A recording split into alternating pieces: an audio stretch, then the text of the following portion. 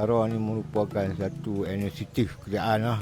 Alhamdulillah lah saya boleh lah untuk keperluan lah keluarga kami, walaupun keluarga kami ramai. Tapi adalah sikit lah sumbangan dari kerajaan ni. Alhamdulillah lah setakat lah ni.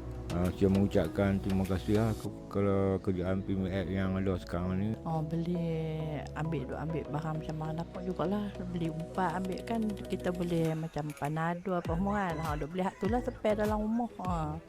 Ambil tu. Alhamdulillah lah, terima kasih lah pada ni kerajaan kan bagi macam ni, kira kita tak susah sangat lah kan, kira ada ni apa semua kan. Jadi terima kasih lah banyak-banyak kerana bagi bantuan macam ni kan.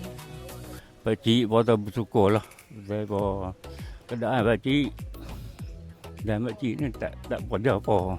Jadi bila dapat bantuan tu mana-mana terima kasih lah. Ni lah buat macam beras, gula, kopi, minyak gitu, keperluan gitu lah. Ada kedai dekat, kedai tu di luar sana. Dapat pakcik tu kira syukur alhamdulillah lah. Kalau apa semua tu minta kalau boleh tu diteruskan lah. Sampai ke ni lah yang memerlukan tu. Itu saja dapat pakcik.